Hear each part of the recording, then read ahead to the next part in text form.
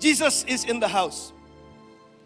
Yesus ada di dalam rumah. Itu adalah tema Natal kita pada tahun ini. Dan saya tahu PGI juga punya satu tema bahwa Yesus menyelamatkan keluarga, berkenaan dengan rumah, berkenaan dengan keluarga. Dan tema kita hari ini adalah Jesus is in the house. Sekali lagi Natal adalah tentang Yesus. Tanpa Yesus di tengah-tengah perayaan Natal, maka perayaan Natal hanya cuma sekedar perayaan yang dilakukan di akhir tahun. Dan orang bersuka cita di akhir tahun, karena bukan cuma sekedar ada suasana yang berbeda, tetapi juga ada suasana yang sangat-sangat mendukung perayaan Natal tersebut karena dapat bonus. Atau karena dapat THR. Atau karena dapat liburan panjang nih. Wah ini luar biasa nih, enak banget nih liburan. Ya, jadi saudara ada dekorasi Natal, ada ornamen Natal, ada Santa Claus yang kita juga tadi saya lihat, saya sempat foto-foto sama Santa Claus. Dan juga ada, saya nggak tahu tuh kalau Niko tuh ngapain ya tadi ya. Niko tuh ngapain ya, pakai kayak kabayan gitu. Mungkin karena Sunda ya, jadi orang Majus kok kayak kabayan. Sorry, saya nggak kepikiran orang Majus, saya kepikirannya kabayan. Karena kita ada di Sunda, maksudnya tanah Sunda, jadi ya. Oke, orang Majus lokal, jadi kabayan. Baik, ya itu ada baju-baju baru, lalu ada makan, ada apalagi kalau bulan-bulan Desember ini kan mulai gerimis-gerimis gitu ya. Kita membayangkan gerimisnya salju gitu. Tapi sorry banget, nggak ada salju di kita, jadi ayo udah kita bayangkan aja, enak banget gitu.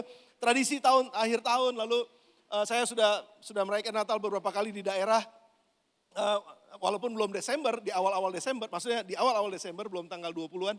Jadi merayakan, sudah itu mulai dari tanggal 1 sampai 31 tuh bisa Natalan tiap hari. Jadi GSJ Bethlehem Natalan hari ini, besok GSJ Kalvari Natalan, terus Bethlehem pergi ke Kalvari. Ya kalau Bethlehem Natalan, Kalvari datang ke sini. Jadi terus begitu saudara, sudah bisa bayangkan. Ada 10 gereja, 10 Natal.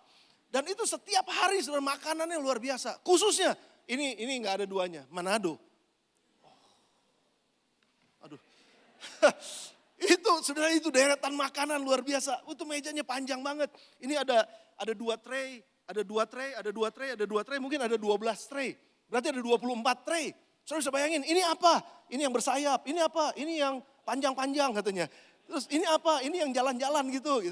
Segala macam ada di situ saudara. Dan itu menjadi pesta luar biasa. Dan nggak ada yang salah tentu saja dengan itu. Dan kita mengucap syukur untuk celebration yang bisa kita rayakan di Indonesia dengan begitu bebas. Sekarang kita mengucap syukur juga karena Christmas Carol, Thousand Christmas Carol yang ada di Bundaran HI ya kalau saya nggak salah ya.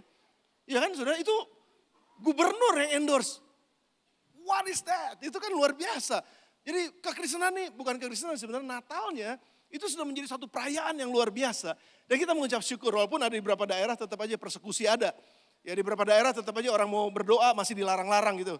Nah itu menjadi satu proses tersendiri. Tetapi kita mengucap syukur bahwa Natal dirayakan oleh bukan cuma sekedar orang Kristen tapi juga orang-orang yang lain. Kenapa kalau sudah datang ke mall, sudah datang kemana-mana itu perayaan Natal luar biasa. Ya orang-orang sekarang berbondong-bondong datang ke mall, nggak belanja. Nggak belanja sih. Saya ngeliatin mana yang belanja ini, yang bawa belanjaannya dari 100 cuma 2 orang yang mau belanjaan gitu. Ini kemana? Cuman mau lihat katanya ada eskalator naik di situ, ada pohon Natal gitu, nutupin eskalatornya. Tuh di mana tuh saya nggak tahu, saya juga belum pernah. Tapi fotonya di mana-mana. Sudah kita ngucap syukur buat itu. Tapi pertanyaannya adalah, buat apa itu semua dilakukan? Kalau yang kelahiran yang dirayakan, yang lahir yang dirayakan ini nggak ada. Yang ulang tahunnya nggak ada gitu istilahnya. Ya kan? Tadi pagi juga saya sampaikan hal yang sama. Hari gini, hari yang kau tunggu, kita bawa kuenya gitu, mau tiup lilin. Terus, mana yang ulang tahun? Nggak ada yang ulang tahun. Kita mau tiup lilin tapi nggak ada yang ulang tahun. Saudara,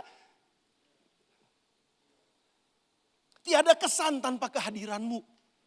Gitu kira-kira. Nggak ada kesan banget gitu. Yang ulang tahunnya nggak ada, yang dirayakan yang nggak ada. Terus kita sorak-sorai, kita sukacita, terus apa gitu. Nah saudara, Natal adalah tentang Yesus sekali lagi. Dan siapa Yesus ini sebenarnya yang harus kita ngerti. Sebagai orang-orang Kristen yang udah lama, yang Natalannya udah berapa kali saudara. Saya udah 54 kali Natalan tahun ini. 54 kali Natal. Maksudnya di gereja ini ya. Saudara berapa kali Natal? Terus siapa sebetulnya yang sedang kita rayakan? Ini yang lebih penting.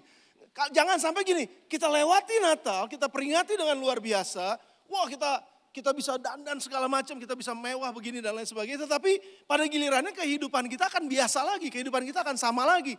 Kehidupan kita seolah-olah kayak, kok gak ada perubahan gitu, gini-gini aja gitu. Sebenarnya kenapa Natal kita rayakan? Seharusnya karena Natal itu adalah kelahiran juru selamat yang bisa mengubahkan dunia ini. Nah kalau dunianya gak berubah, terus apa maksud kedatangannya gitu kalau gak ada perubahan apapun. Jadi kita perlu mengerti ini sama-sama saudara. Nah siapa sebetulnya yang kita sedang rayakan? Bagaimana kita merayakannya saat ini dan di mana kita merayakannya dan untuk apa ujungnya, itu yang paling penting saudara. Yang paling penting adalah apa dampaknya buat saya sementara saya merayakan Natal. Apa dampaknya buat kehidupan saya? Apa dampaknya buat kehidupan keluarga saya? Apa dampaknya buat kehidupan kita semua? Matius 2 ayat yang 11 ini adalah ayat kita yang akan kita baca bersama-sama sebagai teks kita. Matius pasal yang kedua ayat yang ke-11. Maka masuklah mereka ke dalam rumah itu. Dan mereka melihat anak itu bersama Maria ibunya. Lalu mereka sujud menyembah dia. Mereka pun membuka tempat harta bendanya dan mempersembahkan persembahan kepadanya, yaitu emas, kemenyan, dan mur. Nah saudara kalau kita baca teks ini, saudara ini kan bukannya ujuk-ujuk. Orang Sunda bilang ujuk-ujuk gitu. Tiba-tiba ini ada orang segerombolan datang bawa harta, terus random aja gitu. Datang kemana nggak tahu kemana, nyusur terus ketemu rumah, dipilih satu rumah, terus dilihat kebetulan ada mamanya, ada anaknya, lalu datang sujud menyembah tanpa mengenal dia. Tanpa tahu terus ngasih hadiah. Ini siapa gitu. Saudara kalau kita perhatikan baik-baik, kalau kita perhatikan, teks ini sebenarnya sedang bicara begini, siapa mereka? Masuklah mereka ke dalam rumah itu. Siapa mereka? Mereka itu adalah orang-orang cendekiawan. Mereka itu adalah kaum yang segolongan dengan raja-raja. Orang-orang yang punya pengaruh di dalam negara mereka di bagian timur. Mereka adalah orang-orang kaya. Mereka adalah orang-orang yang pinter, orang-orang yang terpelajar. Dan mereka mempelajari rupanya ilmu perbintangan. Dan setiap kali ada sesuatu yang menarik mereka lihat itu lalu mereka tangkap sesuatu, pelajari. Dan ternyata ada seorang raja yang lahir. Dan itu terjadi sekitar kira-kira saudara ya, 2 tahun sebelum Tuhan Yesus dilahirkan. Jadi mereka udah lihat bintang itu. Lalu mereka pelajari. Lalu mereka mulai buat persiapan untuk perjalanan. Karena mereka pelajari bahwa sudah ada tulisan-tulisan ribuan bahkan ratusan bahkan ribuan tahun yang lalu. Pernah ada tulisan ini memang seorang raja orang Yahudi akan lahir di satu kota yang namanya Bethlehem. Lalu makanya mereka spesifik sekali GPS mereka bicara Bethlehem. Mereka nggak bicara kemana-mana. Mereka bicara Yerusalem, Bethlehem. Itu jelas saudara. Dan mereka pelajari sungguh-sungguh. Jadi waktu mereka masuk ke rumah itu bukan rumah random. Bukan rumah yang asal-asalan aja. Tapi mereka udah punya spesifik. Mereka tahu siapa yang mereka sembah. Perhatikan baik-baik. Kita nggak akan mau menyembah Tuhan yang kita nggak kenal. Betul ya saudara ya? Nggak mungkin kita mau sembah Tuhan yang kita nggak kenal. Paling tidak nih, mohon maaf ya, saya nggak bicarakan agama lain. Tapi kalau ada orang yang menyembah sebuah patung, paling tidak dia tahu ini patung siapa. Ada patung terus main patung, patung, wah sembah gitu. Nggak mungkin saudara, pasti tanya dulu ini siapa. Jangan-jangan waktu patung itu disembah, ini patung siapa? Itu patung setan neraka ketiga. Kan repot saudara, akhirnya nggak tahu siapa-siapa yang dia sembah. Jadi dengan kata lain saudara, yang disembah oleh mereka ini, orang-orang Majus ini, adalah memang yang mereka sudah pelajari, yang mereka sudah lihat, mereka coba renungkan, mereka coba usahakan, mereka mau mencari tahu dan akhirnya mereka datang untuk menyembah dan mempersembahkan sesuatu. Masuknya kemana? Masuk ke dalam rumah. Sekali lagi spesifik saudara. Dan kita tahu bahwa kelahiran Yesus nubuatannya sudah dinubuatkan itu sejak lama sekali, bahkan sampai tempat sekalipun sudah ditunjuk saudara. Lalu siapa bayi itu dan siapa ibunya? Juga sama, sudah dinubuatkan. Mereka belum pernah lihat bayi itu. Orang Majus ini belum pernah lihat bayi itu. Belum pernah tahu juga yang mana yang namanya perempuan muda yang mengandung dari Roh Kudus itu. Yang mana mereka juga gak tahu. Tetapi begitu mereka lihat ini dan tandanya udah jelas. Mereka langsung menyembah. Lalu kenapa mereka sujud? Selalu ada alasan. Kenapa mereka sujud? Karena mereka sudah mempelajarinya. Mereka sudah mengenal walaupun belum lihat langsung. Tapi mereka sudah tahu bahwa inilah yang harus disembah. Dan mereka mempersembahkan harta mereka. Jadi sekali lagi saudara, gak mungkin orang Majus secara random pergi ke satu kota dari negeri yang jauh terus tunjuk aja petanya. Gak mungkin. pasti udah dipelajari, pasti udah diketahui, pasti udah dilihat. Dan pasti mereka yakin betul bahwa ini adalah raja yang baru lahir yang harus disembah. Nah saudara, kita lihat sekarang. Siapa anak itu? Nah ini yang penting saudara. Karena untuk kelahiran anak itulah mereka datang dan mereka merayakan. Untuk kelahiran anak yang satu ini. Bukan anak yang lain tapi anak yang spesifik ini. Nah anak itu saya perkenalkan pada saudara yang mungkin juga saat ini sedang mencari apa sih itu Natal. Atau mencari siapa sih Yesus itu. Anak itu namanya Yesus. Anak itu namanya Yesus. Dia disebut Yesus Kristus. Dan siapa Yesus ini saudara? Perlu kita tahu siapa Yesus ini dan saya mau kita membahas dari kitab In the Beginning. Dari yang pertama kali. Siapa Yesus ini? Kejadian 1 ayat 1 sampai dengan ayat yang ketiga. Pada mulanya adalah Allah. Ini ada Allah. Kalau ada orang-orang yang punya keyakinan, kepercayaan yang bilang ada Tuhan Allah. Itu yang paling besar. Lalu ada Tuhan-Tuhan di bawahnya. Yaitu ajudan-ajudannya. Tapi ini ada Tuhan Allah ini yang maha besar. Nah itu dia. Tuhan Allah yang menciptakan segala sesuatu. Tuhan Allah pada mulanya adalah Allah. Menciptakan langit dan bumi. Lalu bumi belum berbentuk dan kosong, gelap gulita menutupi samudera raya dan roh Allah melayang-layang di atas permukaan air. Jadi ada kekristenan kita mengenal, yang Trinitarian kita mengenal ada 3 pribadi dalam satu hakikatnya. Allah, tapi ada 3 pribadi. Nah pribadi yang pertama disebut Allah Bapa, itu dia yang besar. Lalu ada Allah Roh, nah itu ada roh Allah. Tapi di mana Allah anaknya, di mana Allah Yesus itu di mana? Nah ini saudara yang bagian ayat yang ketiga bilang, berfirmanlah Allah jadilah terang, lalu terang itu jadi. Nah Yesus itu disebut sebagai firman. Kok saya bisa tahu itu? Saudara mungkin bertanya, kok tahu pastor? Saya senang sudah bertanya. Saya jawab dari Yohanes pasal yang pertama, ayat yang pertama sampai dengan ayat yang ketiga. Yohanes 1 ayat 1 sampai dengan 3 bilang gini, pada mulanya adalah firman.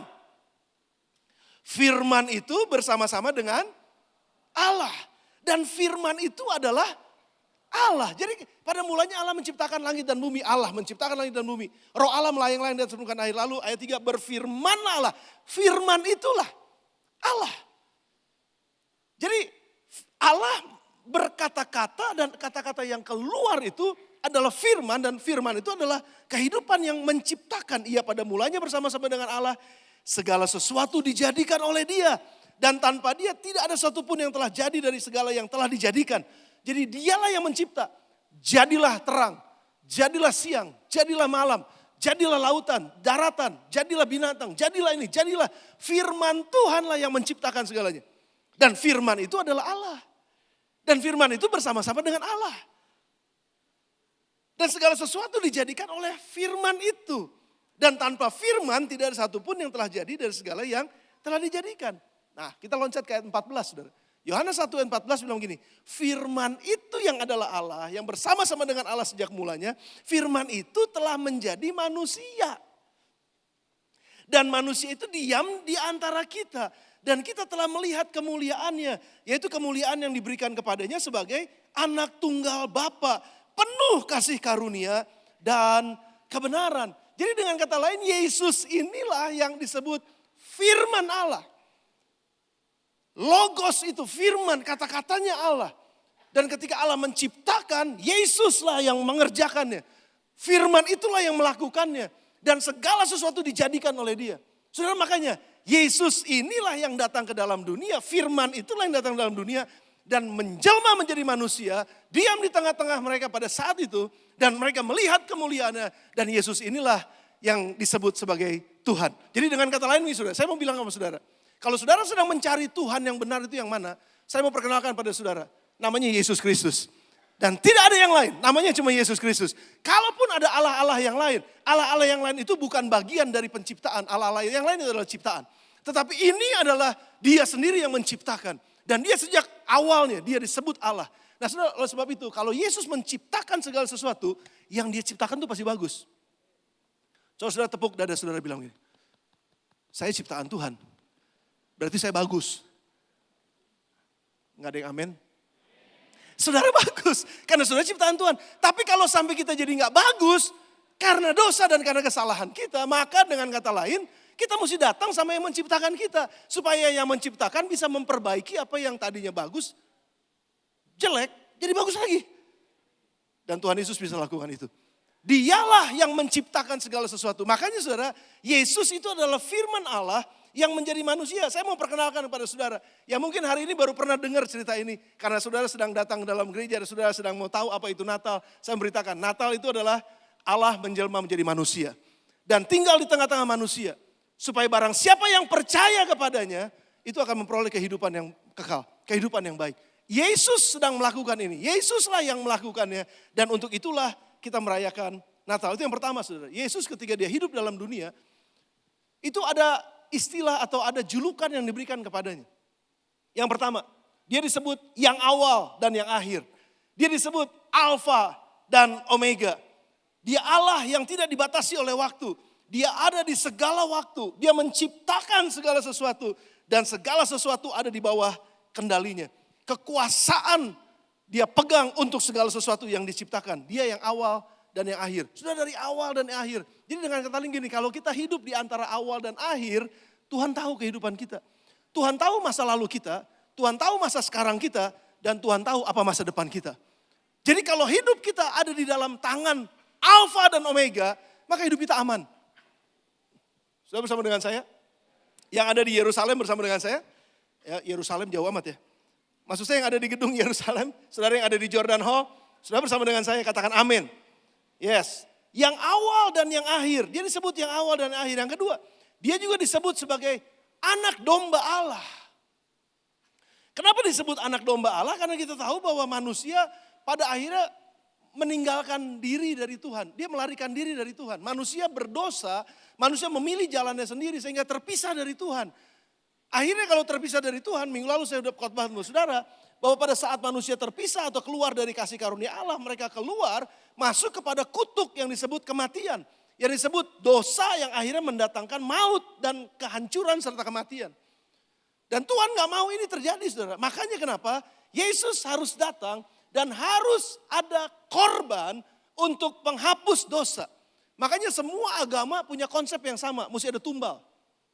Mesti ada yang mati supaya saya bisa hidup. Mesti ada yang dikorbankan. Kalau tetangga sebelah mereka korbankan kambing, mereka korbankan domba. Hari korban katanya. Kenapa? Karena untuk menghapus dosa, mengurangi dosa-dosanya. Tapi sekali lagi saudara, korban yang diberikan oleh manusia menggunakan hewan atau binatang, itu hanya korban satu kali terus saya seolah-olah saya udah selesai. Tapi besok saya masih berdosa. Mesti potong lagi, sampai kapan itu selesai? Sampai kapan korban itu harus diberikan? Tapi anak domba Allah, yang Yesus Kristus disebut anak domba Allah, dialah yang dikorbankan oleh Bapa di sorga. Karena begitu besar kasih Allah akan dunia ini, sehingga ia mengaruniakan anaknya menjadi korban. Menjadi anak domba Allah untuk disembelih, dia tersalib mati. Supaya darahnya keluar dan darah yang keluar itulah yang menyucikan dan membersihkan orang-orang yang mau percaya kepada dia. Dari kematian kekal. Makanya barang siapa yang percaya kepadanya tidak binasa, melainkan beroleh hidup yang kekal. Yesus adalah tanda kutip seperti tumbal.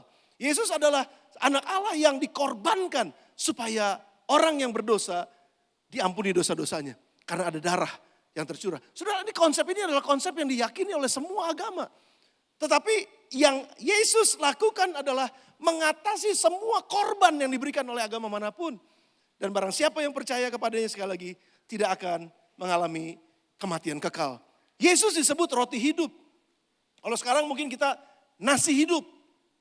Kenapa? Karena orang kalau nggak makan nasi di Indonesia belum makan.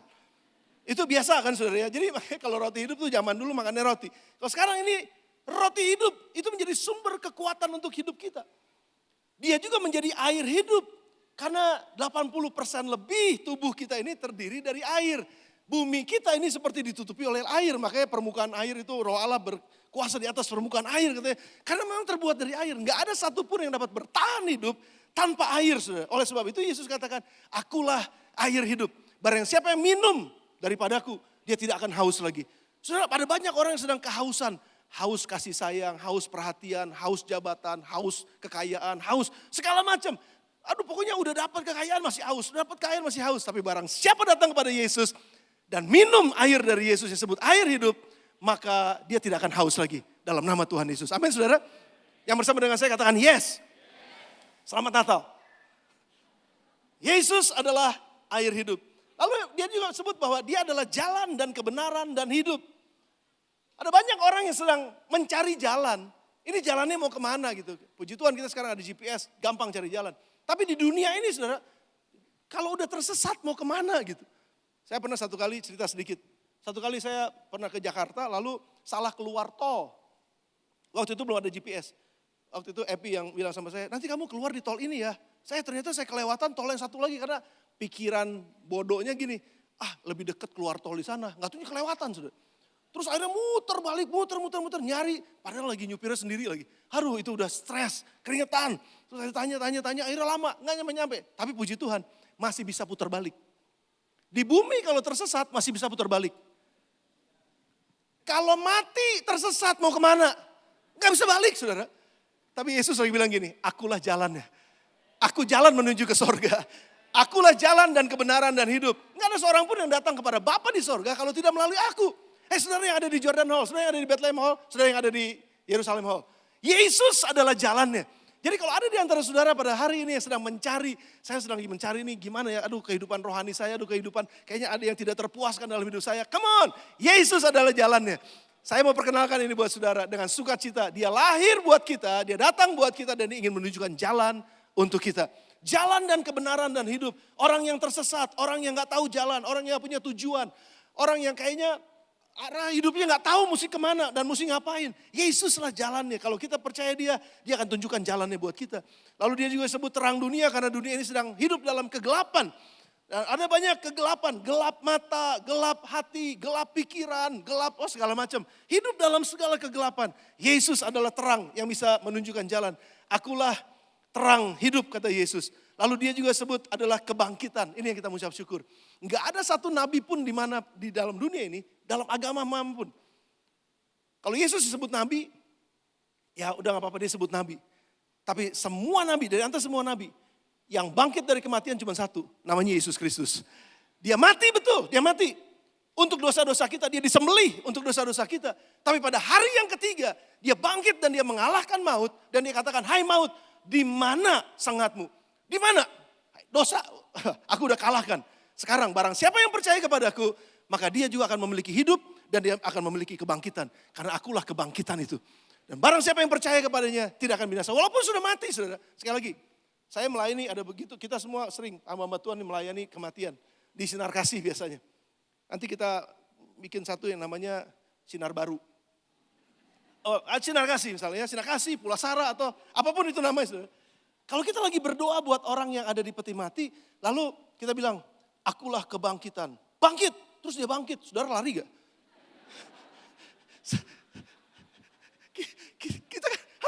Kita pasti takut ya saudara ya. Maafkan, saya bukan sedang mengolok-olok, tapi kalaupun itu adalah orang tua kita terus bangkit lagi, kan pasti ada rasa kaget gitu ya saudara ya. It's okay, gak apa-apa. Orang mati akan dikuburkan, lalu akan dikremasi, whatever caranya. Tapi jiwa dan rohnya hidup karena kembali kepada Tuhan. Amin saudara? Barang siapa yang percaya kepada aku katanya gak binasa. Apanya? Tubuhnya binasa. Tapi roh dan jiwanya tetap hidup. Dan pada saat Yesus akan datang kedua kalinya, dia akan membangkitkan mereka yang sudah mati dengan tubuh yang baru. Susah untuk dimengerti, tapi percayalah kita gak akan mati sampai selama-lamanya. Kalaupun ada saudara-saudara kita, orang tua kita, semua anak kita mungkin sudah meninggal duluan, sudah dimakamkan. Kalau mereka percaya pada Yesus, satu saat mereka akan kembali dibangkitkan dengan tubuh yang baru. Itu firman Tuhan. Yesus adalah kebangkitan dan hidup. Makanya saudara, kita memiliki kepastian bahwa kalaupun kita mati nanti kita akan hidup sampai selama-lamanya.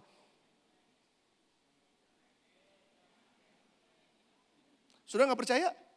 Ikut life group. Di life group akan dijelasin nanti. Ya saudara, kalau saudara sedang mencari jawaban seperti ini, saudara gak bisa diterangin dalam waktu 1 jam di gereja ini atau di mimbar ini. Tapi saudara bisa bertanya nanti kalau saudara di life group. Saya berdoa saudara bisa ada di life group untuk bisa bahas ini menjadi lebih jelas buat saudara. Lalu yang berikutnya Yesus disebut juga juru selamat dunia. Dan sekali lagi kalau firman Tuhan menciptakan segala sesuatu, dan kalau ada yang rusak dari segala sesuatu, maka firman itu yang menciptakan yang bisa memperbaharui apa yang rusak. Jadi jangan pergi kemana-mana kalau ada kerusakan dalam hidup kita. Kembali kepada pencipta yang itu firman hidup itu. Dan Yesus adalah firman hidup. Dan dia adalah juru selamat yang bisa menyelamatkan manusia. Sekali lagi saudara, mengenai kelahirannya. Tadi siapa Yesus? Sekarang mengenai kelahirannya. Saya mau kasih ilustrasi ini buat saudara. 55 tahun yang lalu, mama saya hamil. Hamil seorang janin bayi dalam perutnya, tapi nggak tahu laki apa perempuan. Nggak tahu juga namanya siapa. Belum disiapin. Nggak tahu juga nanti kalau udah gede mau jadi apa. Dan begitu hampir 1 tahun 9 bulan akhirnya dilahirkan, barulah oh laki-laki. Baru ketahuan. Tapi namanya siapa? Nggak tahu namanya siapa. Au gitu. Ya udah Au gitu. Namanya Arif lah gitu. Dan kasih nama Arif. Oke, kasih nama Arif. Jadi belum kasih nama sebelum ketahuan laki apa perempuan. Sudah ngerti maksud saya? Ya, itu kelahiran saya. Terus 54 tahun kemudian, apakah mama saya tahu bahwa saya sedang berdiri di hadapan saudara sekarang lagi khotbah? Enggak tahu. Dia nggak ngerti apa yang terjadi 50 tahun kemudian. Dan 10, 20, 30 tahun sebelum kelahiran Arif Multi, mama saya nggak punya bayangan. Mama saya masih gadis mungkin waktu itu. Dan nggak tahu juga nikah sama siapa, nggak jelas. Itu manusia biasa. Tapi Yesus ini luar biasa. Kelahirannya sudah dinubuatkan ribuan tahun sebelum dia dilahirkan. Dan dia sudah ketahuan dia laki-laki, anak laki-laki ini. Dan tahuan lahir dari seorang anak darah. Sudah dinubuatkan. Dan bukan cuma sudah itu, lahirnya pun di Bethlehem. Sudah ketahuan.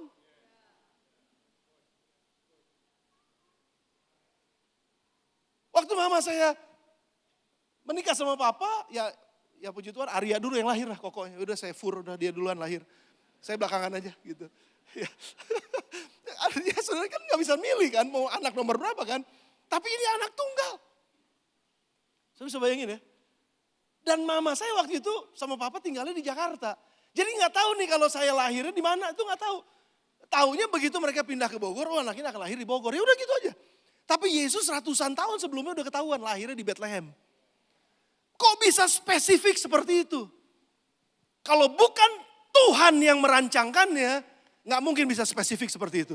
Makanya saudara kenapa kita wajib percaya kepada dia? Karena dari kelahirannya pun sudah dirancangkan oleh Allah sendiri. Kedatangannya dalam dunia sudah dirancangkan oleh Allah sendiri. Nggak ada alasan buat kita bilang bahwa dia adalah nabi biasa. Kalaupun dia disebut nabi. Sudah sebutkan nabi-nabi yang lain. Apakah kelahiran mereka dinubuatkan ribuan tahun sebelumnya? Enggak. Papa mama mereka juga nggak tahu mereka akan jadi nabi apa enggak ke depan. Belum tahu sudah, selain beberapa nabi yang tertulis dalam Alkitab, yes. Tapi enggak semuanya tahu, tapi Yesus secara spesifik. Saya buktikan ini buat saudara, ada beberapa ayat Yesaya 7 dan 14, sebab itu Tuhan sendirilah yang akan memberikan kepadamu suatu pertanda. Sesungguhnya seorang perempuan muda, udah itu dia, mengandung dan akan melahirkan seorang anak laki-laki spesifik. Dan dia akan menamakan dia Immanuel. Dan ini dijelaskan lebih jelas lagi ketika Maria akan menikah sama Yusuf, tapi dibilang enggak, kamu akan mengandung seorang anak. Lalu Yusuf diperingati juga waktu mau ceraikan Maria secara diam-diam. Lalu malaikat datang dalam mimpi pada Yusuf, enggak, kamu harus jadi papanya karena dia harus lahir dalam sebuah keluarga. Dia harus masuk dalam sejarah manusia supaya bisa relate sama manusia yang ada. Jadi sudah dari jauh-jauh hari sudah diberitahukan, sudah namanya dia Immanuel. Yesaya 9 ayat 5 sampai dengan 6, sebab seorang anak telah lahir untuk kita, seorang putra telah diberikan untuk kita dan namanya disebut orang, dia adalah penasehat ajaib. Dia adalah Allah yang perkasa, dia adalah Bapa yang kekal dan dia juga adalah Raja damai. Sekali lagi tempat Yesus dilahirkan sudah ditetapkan. Mika 5 ayat yang pertama, masih banyak ayat-ayat yang lain saudara. Saya pilih sedikit buat saudara. Tetapi engkau hai Bethlehem, daripadamu akan bangkit bagiku seorang yang akan memerintah Israel, yang permulaannya sejak purbakala, sejak dahulu kala. Tapi di mana? Di Bethlehem. Hai Bethlehem. Wah sudah ini ada khotbah sendiri yang menarik. Saya pelajari. Bethlehem itu nama yang luar biasa. Jadi mengucap syukurlah kalau Yesus lahir di Bethlehem. Bukan di Kalvari. Bukan juga di Gilgal. Tapi lahirnya di Bethlehem. Sudah mengucap syukur? Bethlehemers sudah mengucap syukur. Yesus lahirnya di Bethlehem. Malaikat menampakkan diri kepada para gembala. Malaikat menampakkan diri kepada Majus. Malaikat menampakkan diri kepada Yusuf dan Maria. Jadi sebelum kelahiran Yesus sudah dipersiapkan dulu bertahun-tahun sebelumnya. Dan ini yang luar biasa saudara. Ketika Yesus hidup di dalam dunia ini, Bapa sendiri memberikan konfirmasi bahwa inilah yang saya tuju. Inilah saya maksud menjadi juru selamat. Kepada dialah kamu harus dengar. Waktu Yesus dibaptiskan, Yesus keluar dari air. Lalu tiba-tiba ada suara dari langit, orang dengar tapi nggak tahu suara siapa. Tapi itu menjadi konfirmasi. Inilah anakku yang kukasihi, kepadanya lah aku berkenan. Wah, ini suara dari sorga saudara. Nggak ada lagi suara sorga yang mengatakan ini pada siapapun dalam dunia ini kecuali buat Yesus. Lalu Yesus naik ke atas bukit sama murid-muridnya 3 orang, Petrus, Yakobus, Yohanes. Lalu ketika Yesus duduk di sana tiba-tiba keluarlah Musa dan keluarlah Elia. Menampakkan diri gitu saudara, berdiri ngobrol sama Yesus. Musa adalah tokoh orang Israel. Wah, pemimpin besar yang bangun Israel, bangun negara Israel atau bangsa Israel. Lalu Elia adalah perwakilan dari para nabi, nabi-nabi besar, nabi-nabi kecil diwakili oleh Elia. Dan Elia didengar oleh orang Israel. Musa didengar oleh orang Israel. Dan waktu mereka ngobrol berdua, Petrus bilang, wah ini kita bikin tenda. Enggak, kita akan turun ke bawah kata Yesus. Tapi dengar, apa yang akan dikatakan oleh Bapa? Bapa berfirman langsung dari sorga. Inilah dia anakku yang kukasihi. Dengarkanlah akan dia. Selain kamu dengar Musa, selain kamu dengar Elia, sekarang dengar akan dia. Dialah puncaknya. Dialah ini yang harus kamu dengar sekarang. Jadi dia yang berkenan kepada Bapa. Dia juga yang harus didengar oleh Bapa, oleh anak-anak, oleh semua orang yang mengikuti dia. Dialah yang harus didengar. Enggak ada yang lain saudara. Dan ketika Yesus hidup di dalam dunia ini, sekali lagi, dia mau masuk ke tempat dari sel yang paling kecil di dalam sebuah masyarakat yang disebut dengan rumah. Disebut dengan keluarga. Makanya kenapa dia dilahirkan dalam keluarga, dia dibesarkan dalam keluarga, dan dia melayani keluarga. Dia melayani mulai dari rumah. Saudara, mujizat pertama yang Yesus lakukan adalah mengubah air biasa menjadi air anggur. Di mana? Sebuah pernikahan. Dalam sebuah rumah. Yesus mau melakukan mujizat di rumah. Yesus mau melakukan mujizat mulai dari rumah tangga. Mulai dari keluarga, mulai dari rumah. Makanya Jesus is in the house. Kalau Yesus ada di rumah, Sang Pencipta, Sang Allah sendiri yang menjelma jadi manusia dan mau tinggal di rumah, what will happen sudah dengan rumah kita? Apa yang akan terjadi dengan rumah di mana kalau Yesus datang ke sana, kalau Yesus tinggal di sana, dia nggak cuma sekedar mampir, tapi dia tinggal di rumah. Dan apa yang sedang terjadi, saudara? Kalau dalam pelayanannya Yesus memang mampir, karena dia harus pergi lagi. Tetapi ada rohnya yang akan tinggal dalam rumah kita menjadi Tuhan dan Raja. Ketika Yesus datang ke dalam rumah Petrus, saudara waktu itu Petrus muridnya, waktu pertama jadi murid, Yesus datang mengunjungi rumah Petrus. Lalu ternyata ada mamahnya lagi meriang, saudara. Panas dingin, panas badannya, sakit, udah berapa hari katanya nggak bisa melayani. Lalu Yesus bilang, udah nggak perlu Panadol ini mah sembuh dalam namaku gitu kira-kira saudara. Langsung sembuh, saudara. Yang sakit disembuhkan kalau Yesus ada di rumah. Saudara lagi mikirin ngohyang nih kayaknya nih. Saudara bersama dengan saya, saudara masih bersama dengan saya. Kalau Yesus ada di rumah, penyakit apapun dia sanggup sembuhkan.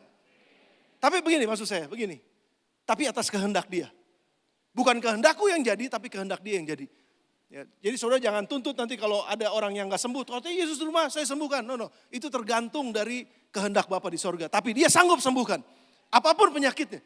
Nah sebab itu saudara kalau Yesus ada di rumah sekali lagi. Dia mengunjungi rumah Sakius. Sakius adalah pemungut cukai yang dibenci oleh bangsanya. Dia orang Yahudi tapi dia dibenci karena dia makan uang Yahudi untuk disorin ke orang Romawi.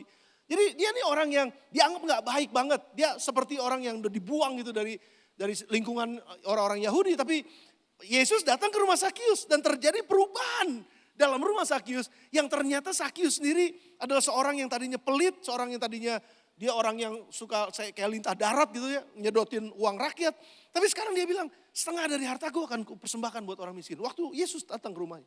Terjadi perubahan paradigma, saudara. Terjadi perubahan kehidupan. Waktu Yesus datang ke dalam sebuah rumah yang namanya Yairus, kepala rumah ibadah. Anaknya mati. Tapi Yesus bilang, jangan bilang anakku mati, anakmu sedang tidur. Orang semua ketawain dia. Yesus masuk, dibangkitkan. Kaget orang, kebangkitan. Karena dia buktikan, aku adalah kebangkitan dan hidup. Jadi saudara, Yesus datang mengajar di sebuah rumah. Lalu ada, karena penuh rumahnya, orang gak bisa masuk. 4 orang bawa temannya yang lumpuh. nggak bisa masuk, bongkar atap, saudara, lalu diturunin dari atap. Dan Yesus sembuhkan mereka. Dan itu terjadi, saudara. Di mana? Di rumah. Jadi Yesus mau melakukan mujizatnya di rumah. Dan kalau Yesus ada di rumah, Jesus is in the house, maka rumah itu pasti akan mengalami perubahan. Rumah itu pasti akan mengalami pemulihan. Rumah itu pasti akan mengalami kesembuhan. Rumah itu pasti akan mengalami kebangkitan kalau Yesus ada di rumah. Tapi pertanyaannya, Yesus di rumah cuma mampir numpang ngopi atau Yesus ada di rumah untuk tinggal dan menjadi raja? Pertanyaan itu. Kalau Yesus tinggal di rumah sebagai raja dan diakui dia adalah sebagai Tuhan, dia adalah sebagai raja, maka apapun yang Yesus punya, rumah itu akan miliki apa yang Yesus punya. Dalam nama Tuhan Yesus. Kalau Yesus ada dalam rumah, sekali lagi, keluarga akan dipulihkan. Kalau Yesus ada dalam rumah, keluarga akan diselamatkan. Kalau Yesus ada dalam rumah, keluarga akan dibangkitkan. Kalau Yesus ada di rumah, keluarga akan disembuhkan. Saya mengundang pemain musik untuk maju ke depan. Singers akan maju ke depan. Kita nyanyi satu lagu lagi sebelum kita akan akhiri firman Tuhan ini. Sekali lagi saudara, saya mau tutup dengan ini. Kita nggak akan menyembah sesuatu yang tidak kita kenal. Kita nggak akan merayakan seseorang yang kita juga nggak kenal. Saya makan beberapa hari yang lalu di sebuah restoran. Lalu di sebelah saya ada yang nyanyi, hari gini, nyanyi. Terus saya bilang, aduh nih ribut karena teriak-teriakan semua saudara. Tapi gak apa-apa, ya udah nikmatin aja. Saya gak ikutan di situ karena saya gak kenal orangnya. Tapi kalau itu orang yang saya kenal, saya pasti akan ikutan nyanyi sama dia. Sudah ngerti maksud saya? Kita gak akan celebrate yang kita gak kenal. Makanya pada pagi hari ini, kalau ada di antara saudara yang juga ini Natal tuh apa ya? Saya gak terlalu kenal, saya gak tahu. Saya perkenalkan namanya Yesus Kristus yang dilahirkan ke dalam dunia ini. Dia adalah Tuhan. Dia adalah penguasa alam semesta. Firman-Nya itulah yang menciptakan segala sesuatu.